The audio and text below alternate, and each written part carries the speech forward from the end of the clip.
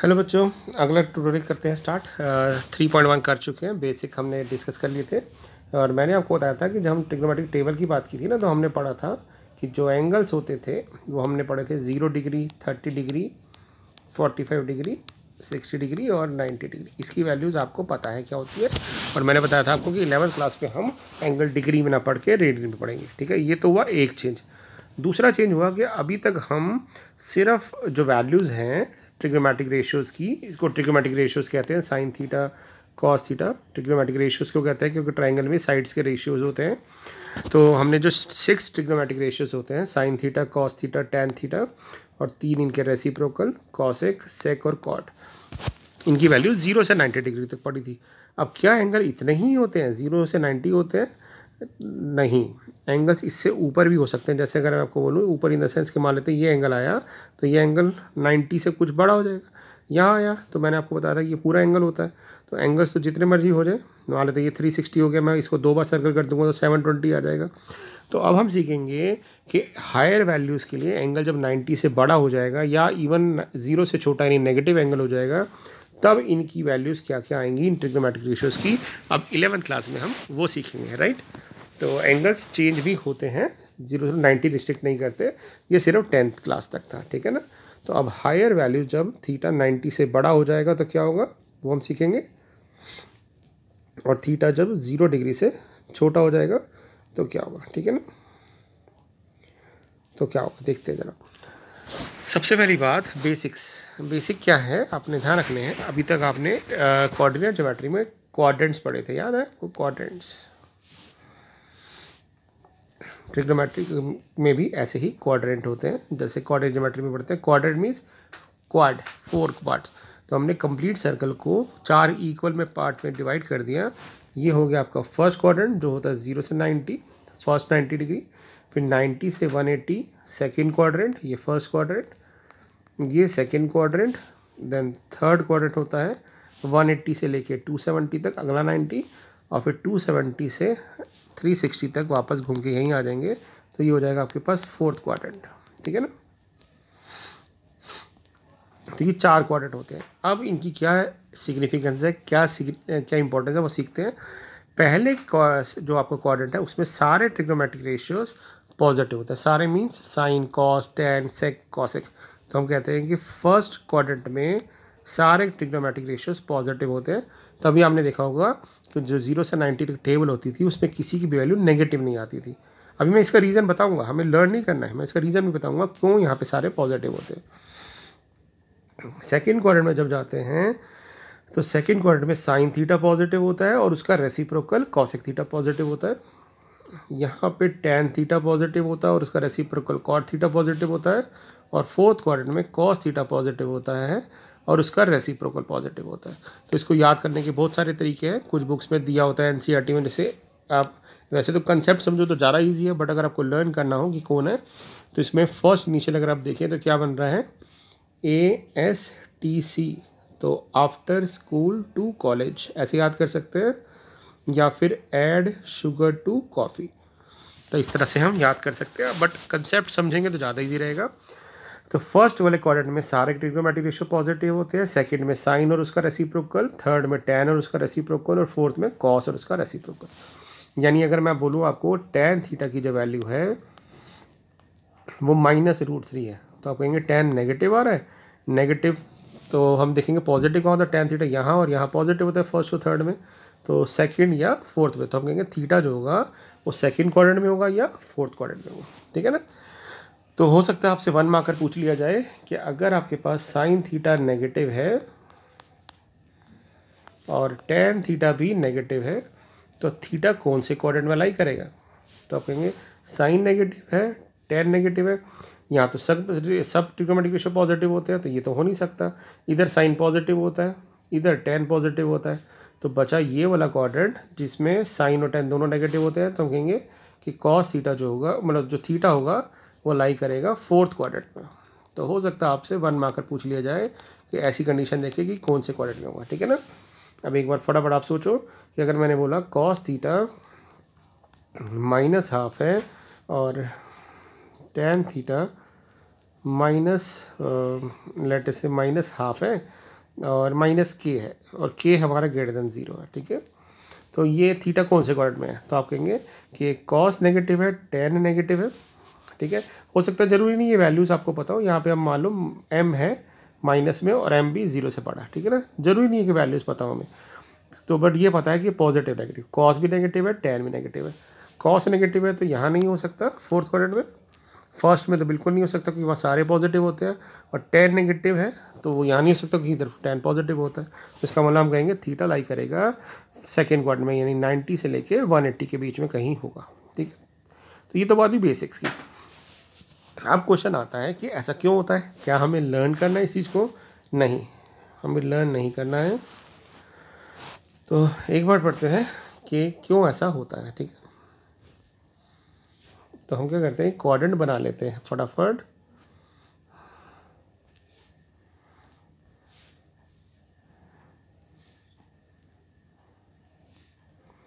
तो आपको क्वाड्रेंट बनाते ज़रा, तो हमने देखा कि लाइन बना लेते हैं क्वाड्रेंट,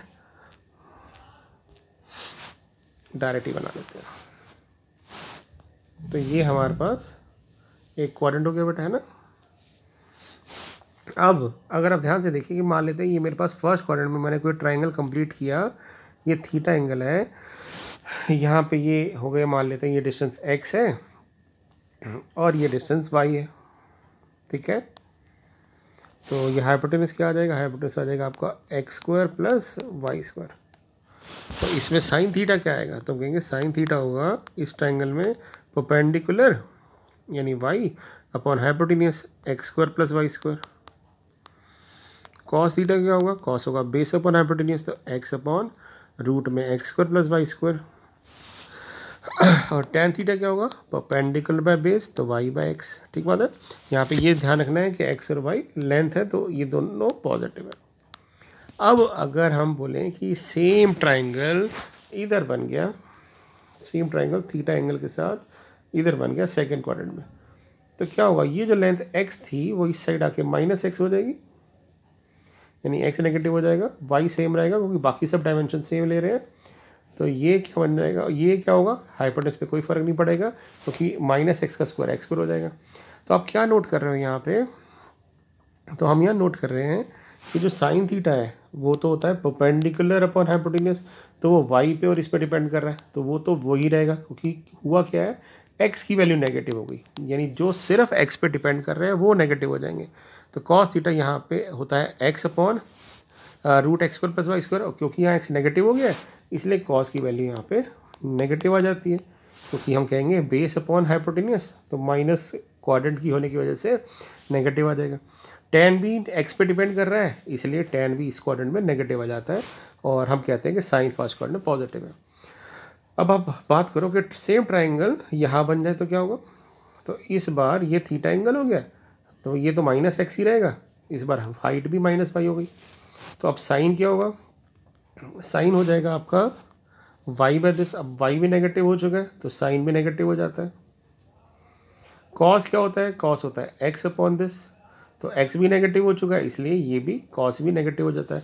बट tan जो होता है वो y बाय x होता है, तो क्योंकि y भी नेगेटिव हो गया है और x भी नेगेटिव हो गया है तो नेगेटिव से नेगेटिव कट जाएंगे तो y बाय x पॉजिटिव आ जाएगा, तो इसलिए हम कहते हैं कि थर्ड क्वाड्रेंट में tan पॉजिटिव होता है। ये मैं क्या बता रहा हूँ आपको कि y sine theta is positive in second quadrant, y tan theta is positive in third quadrant.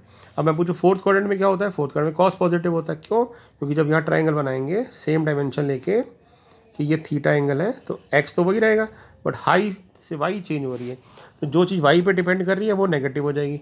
तो साइन y पे डिपेंड करता है और tan y पे डिपेंड करता है, इसलिए ये दोनों नेगेटिव हो जाते हैं और कॉस यहाँ पे पॉजिटिव आ जाता है। ये तो वो बेसिक चीज़, ठीक है। तो हमें ध्यान रखना है, ये तो मैंने प्रूफ बताया, इसका प्रूफ कि भाई क्यों होता है ऐसा, रीज़न बताया, हालांकि ये कोई पूछता नहीं है आपसे बट आपकी अंडरस्टैंडिंग के लिए पता होना चाहिए कि कौन सा क्वाड्रेंट में कौन सा ट्रिग्नोमेट्रिक रेशियो पॉजिटिव होता है और क्यों होता है, ठीक है। अब इस पे बेस पे क्वेश्चन आएगा कैसे वो देखें। अब इस पे बेस क्वेश्चन जनरली आता है कि अगर आपके पास, जैसे मैं NCERT की 3.2 एक्सरसाइज का फर्स्ट क्वेश्चन लूँ, वो लिखा हुआ है कि cos x -½ है। अब cos -½ तो x कहाँ लाई करेगा, या तो थर्ड में या सेकंड में, तो वहाँ दे रखा है कि x लाई कर रहा है थर्ड क्वाड्रेंट में। थर्ड क्वाड्रेंट का मतलब क्या हो गया, थर्ड क्वाड्रेंट हो गया ये वाला, यानी 180 डिग्री से 270 के बीच में। तो मैंने इसको रेडियन में लिख दिया कि ये थर्ड क्वाड्रेंट में लाई कर रहा है। अब ये नहीं भी लिखोगे तब भी चलेगा, आप सीधा लिख सकते हो एक्स इन थर्ड क्वाड्रेंट। अब पूछा गया है कि अगर cos x माइनस हाफ है तो बाकी ट्रिग्नोमेट्रिक रेशियोज बताओ, मतलब 6 में से एक गिवन है, 5 बताने, तो कैसे बताएंगे। तो आप ऐसे क्वेश्चन में 2 अप्रोच फॉलो कर सकते हो। पहली अप्रोच होती है ट्राइंगल से, कि आप एक ट्राइंगल बना लो, राइट ट्राइंगल, ये मान लेते हैं थीटा है। अब cos थीटा 1/2 है, तो cos थीटा 1/2 का मतलब क्या हो गया, ज़रूरी नहीं है कि लोएस्ट फॉर्म में हो, तो इसका मतलब हो गया cos थीटा वैसे होता है बेस अपॉन हाइपोटेन्यूज, तो बेस हमारी हो गई k और हाइपोटेन्यूज हो गया 2k, है ना, क्योंकि 1:2 रेशियो है, तो जब रेशियो हटाते हैं तो k:2 आ जाएगा। तो ये हम निकाल लेते हैं परपेंडिकुलर कितना आ रहा है पाइथागोरस थ्योरम से, p² + b² = हाइपोटेन्यूज स्क्वायर। तो p² हमें नहीं पता, k² = 2k² यानी 4k², p² आ गया 3k², तो p हो गया आपके पास √3k। अब आपके पास परपेंडिकुलर मिल गया, तो साइन थीटा क्या होगा, साइन थीटा होता है परपेंडिकुलर बाय हाइपोटेन्यूज, यानी √3k/2k, k से k कट गया। tan थीटा क्या आएगा, tan थीटा होता है परपेंडिकुलर बाय बेस, तो ये आ गया आपके पास √3k/k यानी √3। ये तो हमने वैल्यू निकाल दी, बट अभी तक हमने क्वाड्रेंट नहीं चेक किया। अब थर्ड क्वाड्रेंट दिया हुआ था, थर्ड क्वाड्रेंट में साइन नेगेटिव होता है, तो हम इसके आगे -l लगा देंगे और बोल देंगे क्योंकि साइन थीटा थर्ड क्वाड्रेंट में और साइन नेगेटिव होगा इसलिए ये नेगेटिव आ जाएगा, और इसके आगे प्लस लगा देंगे, ठीक है ना। और सिर्फ रीज़न देना है आपने कि as theta lies in third quadrant तो साइन विल बी नेगेटिव। और जब हमारे पास cos sin tan आ गए, ये थीटा की जगह आप x लिख लो, क्योंकि यहाँ x दिया हुआ है, मान लेते हैं क्वेश्चन में थीटा ही दिया हुआ है तो थीटा ले लेंगे, x दिया होगा तो x ले लेंगे। अब बेटा जब cos निकल गया तो sec इसका रेसिप्रोकल होता है, तो sec cos का रेसिप्रोकल हो जाएगा -2, साइन का रेसिप्रोकल होता है cosec, तो cosec आ जाएगा -2/√3 इसका रेसिप्रोकल, और tan का रेसिप्रोकल हो जाएगा 1/√3। तो अगर एक ट्रिग्नोमेट्रिक रेशियो दिया हो तो ऐसे निकाल सकते हैं। ये हुई एक अप्रोच। दूसरी अप्रोच देखते हैं क्या हो सकती है, अप्रोच 2। तो जो आपको आसान लगे वही फॉलो करिएगा, ठीक है। सेकंड अप्रोच हो सकती है आइडेंटिटीज़ की। हमने 10th क्लास में एक पढ़ी थी प्रॉपर्टी कि sin² x + cos² x 1 होता है। तो यहाँ पे हमें cos x की वैल्यू -½ दी हुई है, तो हम यहाँ पे वैल्यू पुट कर देते हैं। तो -½ का जब स्क्वायर करेंगे तो ये आ जाएगा आपके पास sin² x = 1 - 1/4 यानी 3/4, तो sin x आ जाएगा मेरे पास ±√3/2।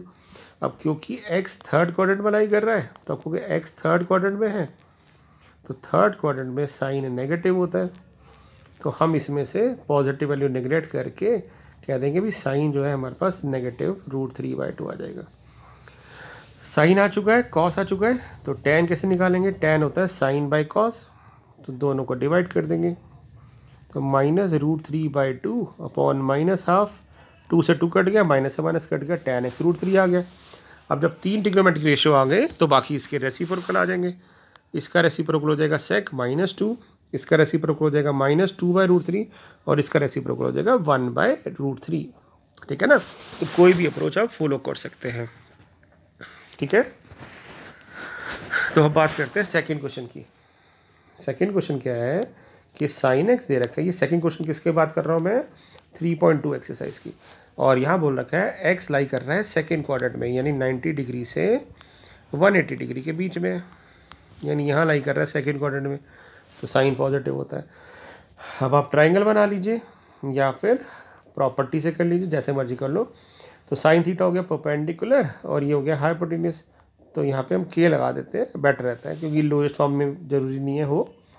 तो यहाँ पे हम निकाल लेते हैं बेस पाइथागोरस थ्योरम से, तो 3k का स्क्वायर प्लस बेस का स्क्वायर = 5k², तो बेस स्क्वायर कितना आ जाएगा 25k² - 9k², यानी आ गया 16k², यानी बेस आ गया मेरे पास 4k। तो जब बेस आ गया तो सब निकल जाएगा। cos थीटा होता है बेस अपॉन हाइपोटेन्यूज, यानी 4k/5k। tan थीटा हो जाएगा, tan x कह लेंगे, ठीक है ना, ये x एंगल है,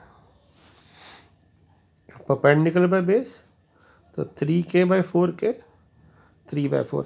अब आप बात करोगे क्योंकि सेकंड क्वाड्रेंट में है तो सेकंड क्वाड्रेंट में कॉस नेगेटिव होगा और tan नेगेटिव होगा, इसके आगे माइनस लगा देंगे। तो जब ये 3 निकाल लिए तो बाकी इसके रेसिप्रोकल, तो cosec x हो जाएगा 5/3, sec x हो जाएगा -5/4 और cot x हो जाएगा मेरे पास -4/3। तो अगर 3 आ गए तो बाकी सब इसी तरह से आ जाएंगे। अब थर्ड क्वेश्चन देखते हैं।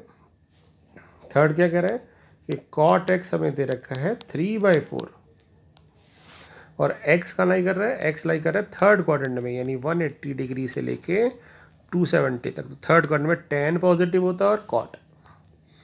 तो हम यहाँ पे फिर से अब मैं ना पिछला वाला क्वेश्चन मैंने ट्राइंगल से बना कराया ना, अब इसको आइडेंटिटी से करा देता हूँ। तो एक प्रॉपर्टी होती है जो कॉट को रिलेट करती है, 1 + cot square theta equal to cos x square theta. अगर आपको आइडेंटिटी ना याद हो तो ट्राइंगल से कर लेना, ठीक है ना, ट्राइंगल वाले मेथड से।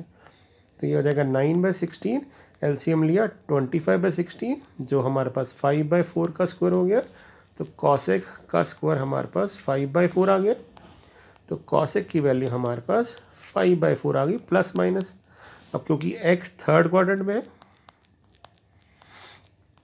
थर्ड क्वाड्रेंट में cosec नेगेटिव होता है, इसलिए हम cosec की वैल्यू -5/4 ले लेंगे। अब cosec का रेसिप्रोकल लग गया साइन, तो साइन की वैल्यू -4/5 हो जाएगी। tan cot का रेसिप्रोकल होता है माइनस और रेसिप्रोकल होता है tan, तो tan की वैल्यू 4/5 3 हो जाएगी।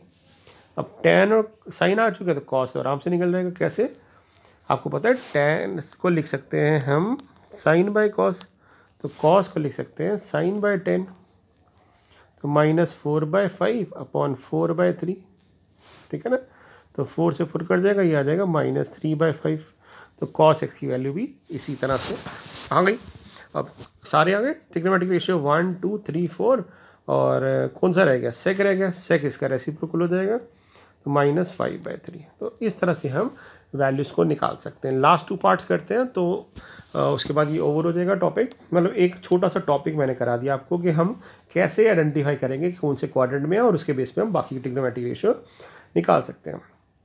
फोर्थ क्वेश्चन है, sec x दे रखा है 13/5। अब पॉजिटिव है तो इसका मतलब फर्स्ट या फोर्थ होगा। यहाँ दे रखा है कि x belongs to fourth quadrant. Fourth quadrant मतलब 270 डिग्री से 360 यहाँ लाई कर रहा है। ये सिर्फ हमें बताएगा क्वाड्रेंट के भी कौन सी चीज़ पॉजिटिव होगी। तो अब इसको ट्रायंगल से करते हैं। मतलब ये मान लेते हैं एंगल x है। अब sec थीटा जो होता है वो cos का रेसिप्रोकल होता है, तो cos x हो गया 5/13, और ये होता है बेस अपॉन हाइपोटेन्यूज। तो ये 5k ये 13k, बेस निकाल लेते हैं पाइथागोरस थ्योरम से। तो बेस स्क्वायर प्लस 5k का स्क्वायर इक्वल टू 13k का स्क्वायर हो गया। अब इसको सॉल्व करते हैं, तो बेस का square equal to 169k square minus 25k square, तो कितना हो गया ये 144k, ठीक है ना। तो 144k क्या हो जाएगा 12 का k का होल स्क्वायर, तो बेस हो गया 12k। तो हम ले लेते हैं इसको 12k। अब इसके बेस पे हम साइन निकाल सकते हैं। तो साइन x क्या हो जाएगा परपेंडिकुलर अपॉन हाइपोटेन्यूज, तो 5k अपॉन 13k 5/13। tan क्या हो जाएगा, tan हो जाएगा परपेंडिकुलर बाय बेस, तो 5/12। अब क्योंकि x कौन से क्वाड्रेंट में है, फोर्थ क्वाड्रेंट में, तो फोर्थ क्वाड्रेंट में साइन भी नेगेटिव होता है और tan भी नेगेटिव होता है, माइनस लगा देंगे। अब साइन का रेसिप्रोकल हो गया cosec, तो cosec हो गया -13/5, और इसका रेसिप्रोकल हो गया आपका -12/5। तो 1 2 3 4 5 6 सारे ट्रिग्नोमेट्रिक रेशियो निकल चुके हैं, ठीक है। तो एनसीईआरटी में ना सिर्फ 5 क्वेश्चन है, तो ये हमने 4 कर लिए, और एक लास्ट कर लेते हैं फिफ्थ।